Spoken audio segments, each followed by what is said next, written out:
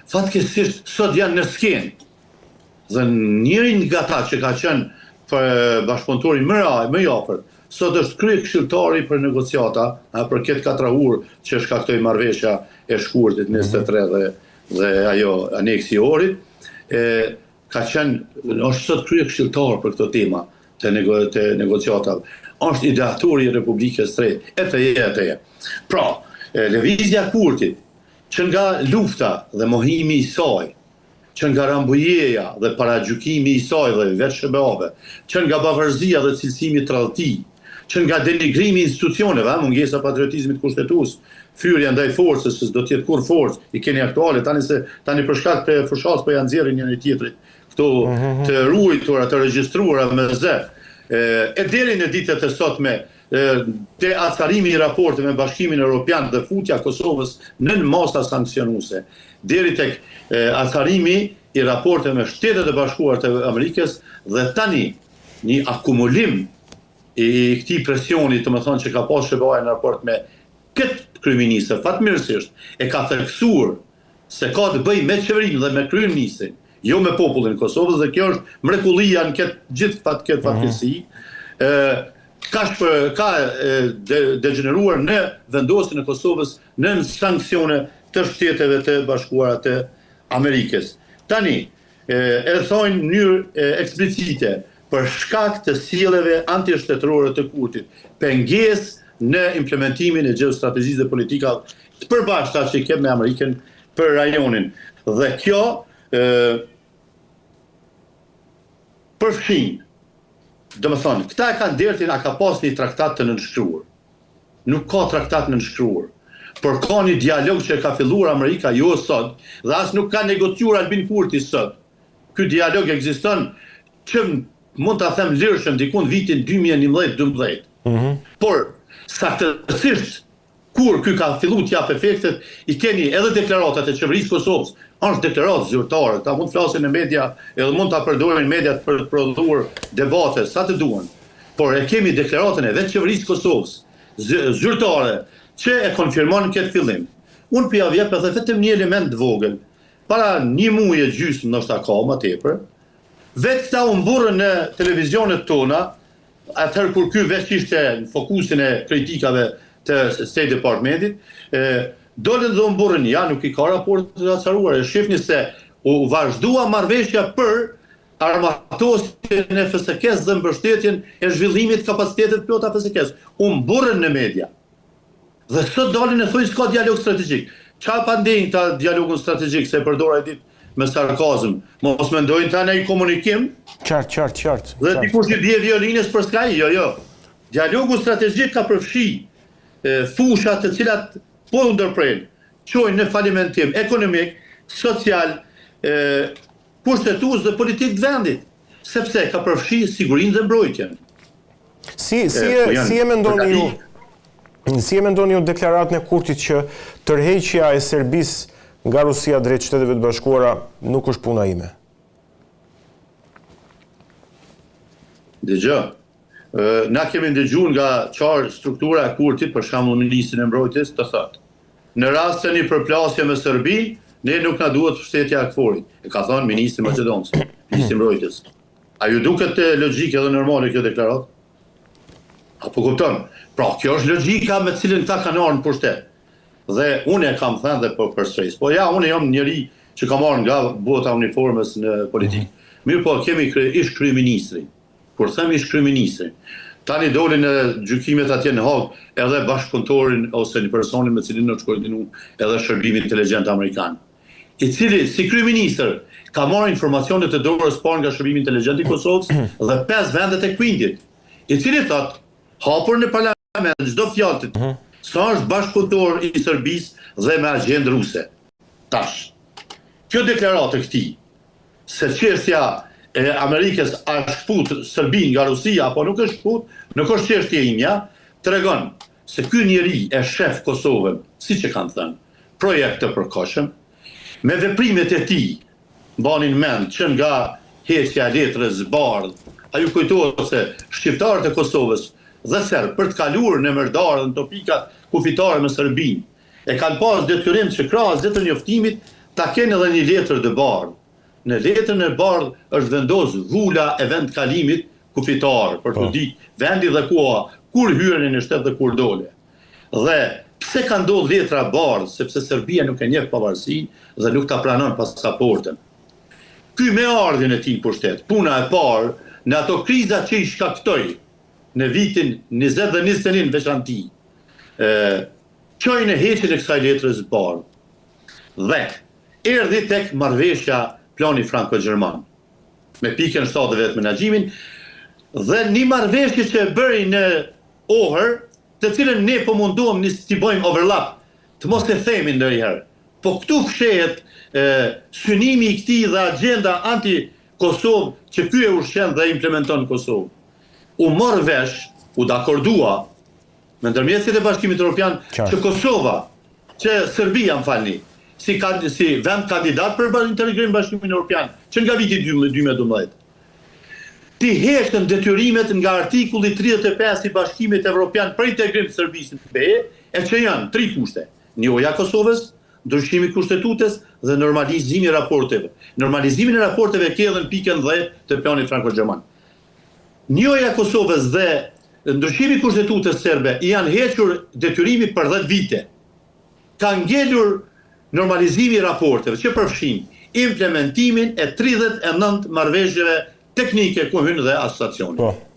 Çfarë po ndodh në veri? Mbanin mend. Çdo institucion paralel, zyre, edhe ajo në Vitomiri që ishte në katin e dytë, të një banese, një dhomë. Edhe ajo është marrëveshje teknike, qytetarë du ta kuptojnë. Çdo zyre, ura, dokumentat kadastral, gjendjes civile, diplomat e shkollës, zyrat e postave, zyrat e bankave për dinonin, të gjitha janë 39 marrëveshje teknike. Serbia tani e ka veç kushtin e normalizimit. Normalizim do të thotë zbatimi i tyre. Albin Kurti po ja plotson kushtet për integrim në BE Serbisë, duke i implementuar në mënyrë të dhunshme të gjitha marrëveshjet teknike, pra mbylljen e postave zyreve, e mbështes shtrirjen e kushtetutshmërisë në çdo plan të Kosovës. E mbështes edhe këtë proces. Por si shtet dhe si politik kemë bërë një përcaktim: integrimin paqësor të komuniteteve dhe implementimin në afate të marrëveshjeve teknike. Ka qenë afat viti 16, se ka respektu Serbia. Ka qenë afat viti 21, se ka respektu Serbia. Do t'ja vënë një afat kur partnerët ndërkombëtar, të cilët na kanë ndihmuar këtë proces, kanë me nxonë në pozicion pat Serbinë dhe do ta detyrojnë të implementojë gjitha këto marrëveshje. Kur është ai pozicion? Tash kalojmë në një nivel më gjeostrategjik. Kur Rusia do ta psoj atë çfarë kam thënë, se lufta në Ukrainë është varri i Rusisë. Kur Rusia s'do të jetë më fuqi që e mbështet Iranin e vet në Ballkan, apo Kubën në aspektin e integrimit me Bashkimin Evropian, në Ballkan Serbi, dhe Serbia do të mbetet e zvetnuar. E atëherë është, po mendoj unë, gjykim është ky, se do të jetë momenti kur për të integruar në BE dhe NATO do t'i thojnë: implementoj të gjitha 39 marrëveshjet. Ratifiko kufirin me Kosovën, se s'mund të jesh pjesë e BE-s me kufi të hapur. Dhe ky zotëria po mundohet t'ja përshpejtoj procesin e integrimit Serbisë pa kurrëzime, sepse po ja implementon marrëveshjet vet. Kjo është realiteti i kontekstit që po mundohet me ngrit ky, se gjoja Shebean po e pengon. Kjo është çfarë po bën ky në veri, e tashti e kanë futur në sanksione. Jo zotëri, Shebean e ka penguar dhe e ka thonë decidisht sulmi në gjykatën kushtetuese. Nëse në SBA vendimet e presidentit i kanë 3 filtra: Kongresin, Senatën dhe gjykatën kushtetuese. Gjykata kushtetuese në Kosovë është produkt me insistimin e drejt për drejt të Shteteve Bashkuara të Amerikës. Dhe personat që zgjedhen aty kalojnë filtra shumë specifik. Sulmi ndaj saj, ta them edhe këtë detaj, është tendencë për ta bllokuar Kosovën nga shteti demokratik, ta kthejë në shtet që udhëhiqet nga komitetet. Pse po them këtë? E kemi statutin e Bashkimit Evropian për asociacionin, të cilin ka ky detyrim me çunë në gjykatë kushtetuese. Ky e ka pranuar me 2 tetor 23. Ja kanë thënë edhe ndërmjetësit e Bashkimit Evropian. Në atë statut promovohet autonomi territoriale politike në veri, dhe ajo autonomi i plotson të gjitha kriteret, se e ka kompaktin territorial, e ka udhëheqjen sa është zyra politike për Kosovën, Petković vjen krye qeveri dhe e ka kushtetutën në statuti BE-s. Prandaj ky nuk e çoi në bashkimin në gjykatën kushtetuese, sepse gjykata kushtetuese ja rrëzon se e ka dhënë verdiktin e vet vitin 15. Prandaj po mundohet e bën sulmin në gjykatë presidentja, e quajti atë gjyqtarin që ishte nga Gjakova, serb. E quajti rrezik për sigurinë nacionale. Si ka mundësi një njeri që ka kaluar për filtrat, edhe inteligjent, shtetit e ndërkombëtar protubantar, pas kaq vitesh që ka rrezik për sigurinë nacionale. Tendenca ishte të largohet ai dhe gjykata ashtu i ka mungur diku 5 antar. Është vetëm e 6. Po u largua edhe ky, mo nuk ka quorum për vendime. Pse bëhet kjo? Që të mos e çoj mo statutin në gjykatë dhe t'ja rxhon, edhe t'ja dërshtoj projektin për ndarje të Kosovës, për autonominë serbe, dhe dyta, ta kaloj fuqinë e gjykatës në komitete. Kush ka udhëhequr me komitete? Regjimet komuniste. Komiteti i partisë e ka bërë një politik, e ka qenë ku vendi ka votu formalisht. Perandori e ka bërë një politik, e ka qenë në asamblenë e vet dhe ka kaluar formalisht. Kjo logjika komuniste e tina që ta dëmtoj dhe ta shfuqizoj gjykatën, ta bëj të pafuqishme dhe ta udhëheq Kosovën me komitetet e tij politike sipas agjendës anti-Kosovë që ka. Prandaj kam propozuar para se ditës të qëndroj pranë kësaj, se këtu duhet një strategji e partive shqiptare. Një, ata që sponsorizojnë e që janë lëvizje sorosiane dhe globaliste, të shpallën non grata babë birata, dhe dy, të hetohet dhe të arrestohet Kurti për tradhti kushtetuese ndaj vendit. Tre, në momentin që konstituohet kuvendi, të shkarkohet presidentja, të hetohet për bashkëveprim në këtë veprimtari antikushtetuese ndaj Kosovës. Këtu duhet të shkojnë gjërat për të ndarur këtë keqe të madhe që ka pllakos Kosovën pas fundimit të Serbisë.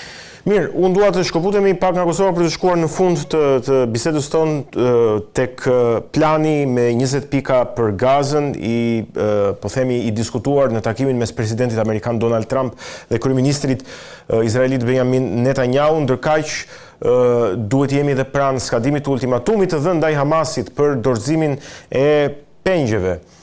Si e mendon të gjithë situatë? A do t'i dorëzoj pengjet Hamasit, do të implementohet plani me 20 pika, apo lufta është ende herët, themi që do të përfundoj?